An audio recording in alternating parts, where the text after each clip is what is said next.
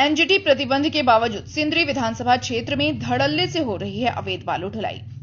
राष्ट्रीय हरित अधिकरण द्वारा 10 जून से 15 अक्टूबर तक बालू उठाव एवं परिवहन पर प्रतिबंध लागू होने के बावजूद सिंदरी विधानसभा क्षेत्र में अवैध बालू तस्करी का कारोबार खुलेआम जारी है।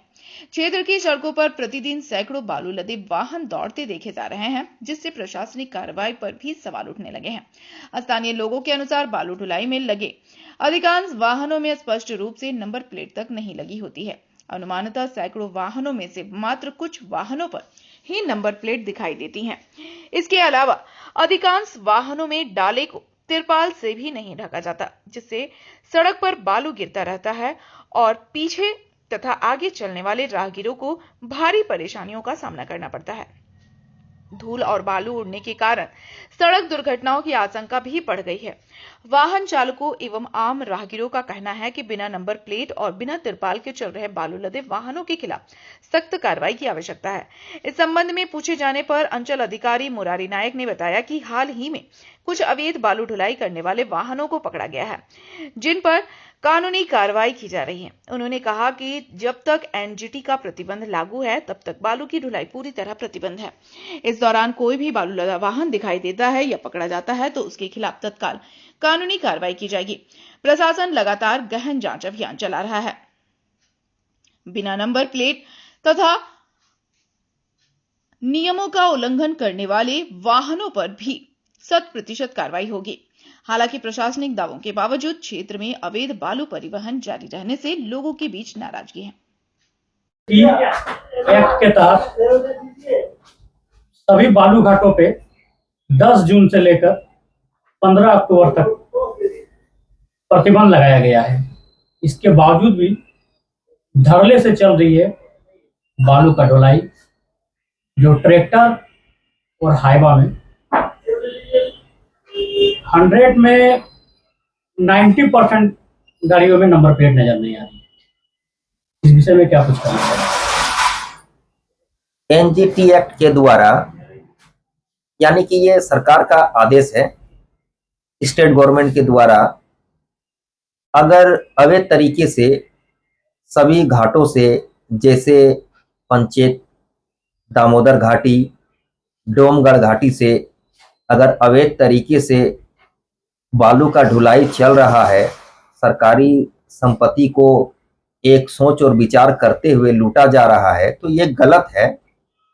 रही बात जिस गाड़ी से ढुलाई हो रही है, जैसे कि ट्रैक्टर के माध्यम से ढुलाई हो रही है और हाइवा के माध्यम से ढुलाई हो रही है, जिस सरकारी संपत्ति यानी कि बालू की चोरी हो रही है और बिना नंबर प्लेट उस गाड़ी में, इससे एक अप्रिय घटना को संकेत जाता है। जैसे मैं बताना चाहूंगा यहाँ पर कि अगर वैसे गाड़ी में, जिस गाड़ी में नंबर प्लेट नहीं है, वैसे गाड़ी में अगर बालू को ढुलाया जा रहा है, तो इससे क्या होता है कि जब रोड में गाड़ी चलती है और खास करके वैसे गाड़ी जिससे चोरी हो रही है बालू, वो गाड़ी का रफ्तार काफी रहती है। इससे क्या होता है कि राहगीर लोग बाइक से, अपने साइकिल से, पैदल भी जाते हैं। वो बालू क्या होता है ना कि हवा में, जब हवा में गाड़ी चलती है रोड में, तो हवा के माध्यम से छोटा छोटा कण जो होता है बालू का, किसी के आंखों में घुसता है और ये काफी अप्रिय घटना को संकेत जाता है कि अगर मिसअंडरस्टैंडिंग, अगर गाड़ी का बैलेंस अगर गड़बड़ हो जाता है या फिर किसी राहगीर को अगर आंखों में बालू चला जाता है, उनका कण चला जाता है, तो अप्रिय घटना को संकेत है ये। इसके रोकथाम के लिए तो जो अवैध तरीका से बालू ढुलाई का काम कर रहे हैं, उसको सबसे पहले तो रोका जाए और सरकार के आदेश को ना मानना, ये भी एक कहीं ना कहीं से सरकार के अवहेलना हो रही है। हर हाल में ऐसे लोगों को चिन्हित करके सरकारी दंड के भागी बनेंगे वो लोग। इनके ऊपर में हर हाल में एफआईआर हो। जब सरकार बंद कर चुकी है तो इस तरह करना तो अवैध और गैर कानूनी है। आपका परिचय? मेरा नाम एसके सईम, अधिवक्ता, व्यवहार न्यायालय, धनबाद। तब देखा जा रहा है एनजीटी एक्ट लागू होने के बावजूद भी अवैध रूप से बालू पर ढुलाई किया जा रहा है। इस विषय में क्या कुछ है? एनजीटी एक्ट भी लागू है हमारे यहाँ 10 जून से 15 अक्टूबर तक यह प्रभावी रहेगा और इसके तहत किसी भी तरह का बालू का खनन और ढुलाई नहीं होना है। और इसके मद्देनज़र हम लोग अभी कार्रवाई कर रहे हैं। अभी हाल के ही दिनों में कार्रवाई हमने किया है और उस पर FIR भी हुई है। आगे भी कार्रवाई जारी रहेगी और लगातार इस पर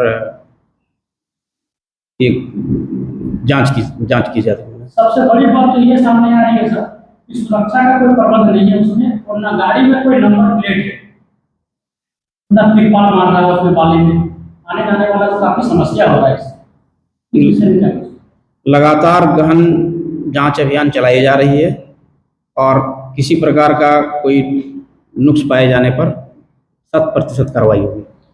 तिरपाल नहीं होने की वजह से जो पीछे से बाइक या कोई कार आती है तो पूरा धूल उनके चेहरे पे आती है, इससे एक्सीडेंट वगैरह का कोई दुर्घटना घटने की संभावना।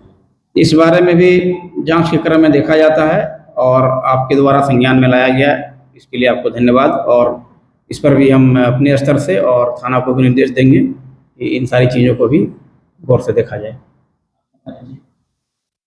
अंचल अधिकारी बलियापुर।